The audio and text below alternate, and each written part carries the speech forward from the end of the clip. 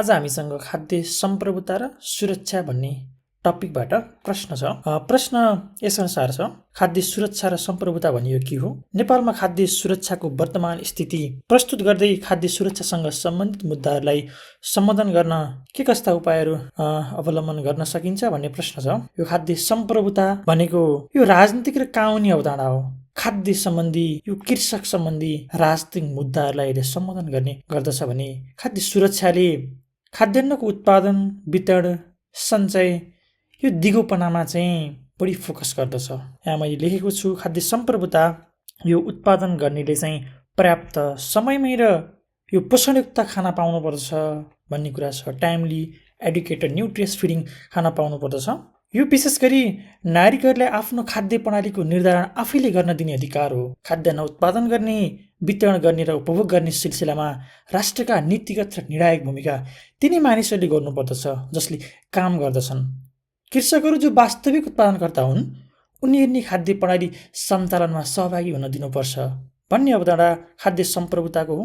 यो विशेष गरी 1996मा लाभ या क्याम्पेन सिनाका सदस्यहरूबाट यो खाद्य सम्प्रभुता भन्ने शब्दको प्रयोग गरिएको थियो। यसको विशेष गरी यसले निजी क्षेत्रको सहभागिता स्वीकार गर्दैन भनिन्छ। यसले चाहिँ नीतिगत संरचनाको माग गर्दछ। खाद्यान्नको पर्यावरणीय, सामाजिक तथा सांस्कृतिक पक्षको वकालत गर्ने, परम्परागत बालीको संरक्षण गर्ने, पशुपालनलाई प्रवर्धन गर्ने, बिउको संरक्षण गर्ने जस्ता विषयहरू यसमा आउँदछन्।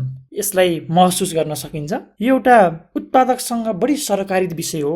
यसका आधारहरू भनेर यो त्यही लाभिया क्याम्पेन सिनाकै focus on food for people, works with nature, localise food system, puts control locally, build knowledge and skills, value food providers भन्ने यस्ता 7वटा विषयहरू यसले आधारको रूपमा लिएको छ। यस्तै हामी खाद्य सुरक्षामा जान्छौँ। खाद्य सुरक्षा physical, social and economic access of food at all time भन्छ। यो जनता भुकमरीको त्रासमा बस्नु नपर्ने अवस्था हो। यो अमर्त्य सेनले भने जस्तै खाद्यान्नको उत्पादन, सञ्चय, वितरण, पहुँच र दिगोपनामा यसले महत्त्वपूर्ण भूमिका खेल्दछ भन्ने कुरा छ। यस्तै 1974को विश्व खाद्य सम्मेलनपछि यो अवधारणा आएको हो। यसमा हामीले यो खाद्य सुरक्षा भण्डारका कुरा गर्छौँ, खाद्य कोषका कुरा गर्छौँ, अनुदानका कुरा, खाद्यान्नमा ढुवानीका कुरा, खाद्यान्न सुरक्षाका उपायहरूलाई यसले व्याख्या गर्दछ।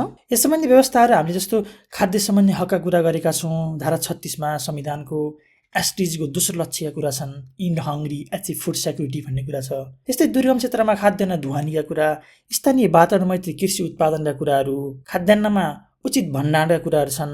खाद्य सुरक्षा विषय भनेको एउटा प्राविधिक अवधारणा हो। यो सबैसँग सरकारी छ। हरेक मानिस खाद्य सुरक्षामा रहनु पर्दछ भन्ने कुरा गर्दछ। हाम्रो दोस्रो पार्ट छ खाद्य सुरक्षाको वर्तमान स्थिति भन्ने। यो खाद्य सुरक्षाको वर्तमान स्थितिमा सर्वप्रथम त हामीले यसलाई 3 तरिकाले हेर्छौँ। एउटा तथ्यगत रूपमा, एउटा भनेको सबल पक्ष र यसको अर्को भनेको सुधार योग्य पक्षहरू भनेर भनिन्छ। अब तथ्यगत रूपमा हामीले हेर्दा जिडिपीमा कृषिको योगदान 25.16% रहेछ। खाद्य असुरक्षित परिवार 1.3% अझै पनि छन्। खाद्य गरिबी 10% छ। भोकमरी सूचकाङ्कमा विश्वमा हामी 72औं स्थानमा पर्छौँ। राष्ट्रिय खाद्य सुरक्षा भण्डारमा 10,510 मेट्रिक टन र खाद्य यो सार्क खाद्य सुरक्षा ब्याङ्कमा 18,510 मेट्रिक टन खाद्यान्न मौजदात रहेको छ।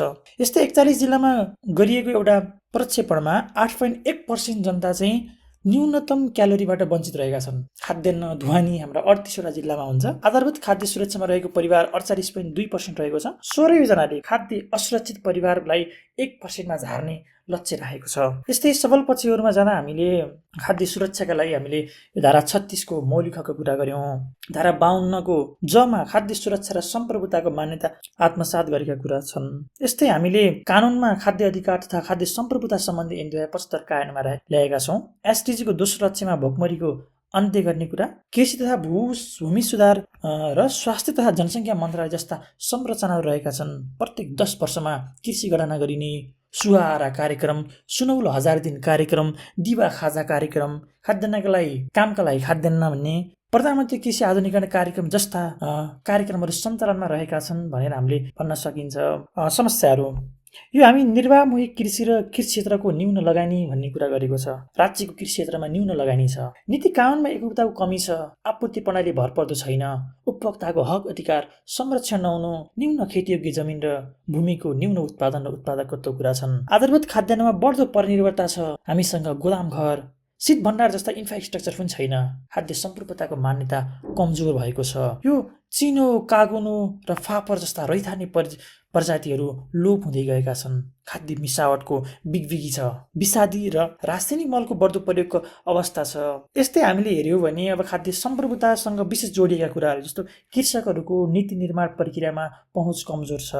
अनि लाखौँ कृषकहरूले चाहिँ आफ्नो स्वामित्व नहुँदा चाहिँ मल, बिउ यो छनौट गर्न पाएका छैनन्। यो कृषि खाद्यान्नमा इन्सुरेन्सको व्यवस्था पनि छैन।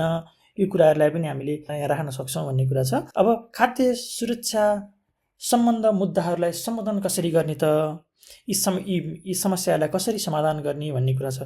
सबभन्दा पहिलो कुरा हामीसँग भएको भू उपयोग नीतिलाई इफेक्टिभ रूपमा कार्यान्वयन गर्नुपर्छ।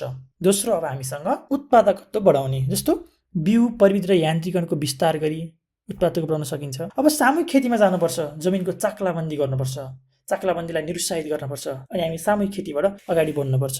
अनि खाद्यान्नमालाई साझेदारीका कुरा ल्याउन सकिन्छ। खाद्यान्नमा रहेको परनिर्भरता हटाउन हामीले साझेदारी खाद्यान्न कार्यक्रम गर्नुपर्छ। पूर्वाधार स्थानीय तहसम्म विस्तार गर्नुपर्छ। जस्तो गोदाम घर, शीत भण्डारको कुराहरू छन्। हामीले कृषकलाई अब सहुलियतपूर्ण कर्जा दिनुपर्छ, सिड मनी दिनुपर्छ, अनुदान प्रवाह गर्नुपर्छ भन्ने कुरा छन्।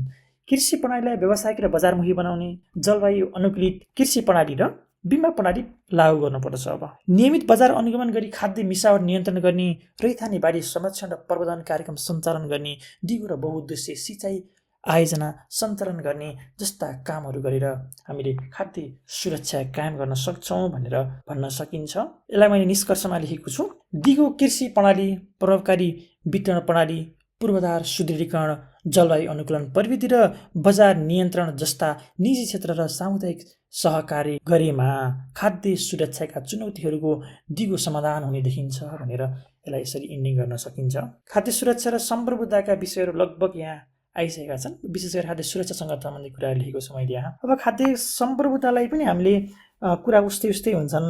जस्तो यो हामीसँग अहिले वर्तमान अवस्थाको कुरा गर्नुपर्दा यो खाद्य बिचौलियाहरूले चाहिँ बढी नाफा लिइरहेको अवस्था छ क्या। आलु भनौँ है, आलु चाहिँ कृषकले चाहिँ 20 रुपियाँ किलो बेच्दै गर्दा त्यो बजारमा आएर बजारबाट बिक्री हुने क्रममा त्यो आलु 70-80 रुपियाँ किलो कसरी पुग्छ भन्ने कुरा छ। एउटा मकै उत्पादन गर्नेले 5 रुपियाँमा मकै बेचिरहेको हुन्छ एउटा घोगा, र 5 रुपियाँमा उसले बेच्छ, र त्यो पोलेर बेच्ने मान्छेले 40 रुपियाँ लिन्छ। कसरी लिन्छ भन्ने कुरा, यो ग्यापलाई न्यूनीकरण गर्न एकदम जरुरत छ। हामीसँग कृषिमा व्यावसायिकता छैन। हाम्रो ब्रेन ड्रेन एकदमै समस्याको रूपमा आएको छ। कृषकहरू सङ्गठित भई कार्य गर्न नसकेको अवस्था छ। अब हाम्रो तराई जुन खाद्यान्नको भण्डारण हो त्यो चाहिँ अब भण्डारण छैन कि त्यहाँ अब जनसङ्ख्याको चाप यतिसम्म व्याप्त बनेको छ। यो पनि समस्या रहेको छ। अब राज्यले खाद्यान्न गरिदिने व्यवस्था पनि छैन। यस्तै कुराहरू लेख्न सकिन्छ। केही जिज्ञासा छन् भने तल कमेन्ट गर्न सक्नुहुन्छ। हस्, धन्यवाद।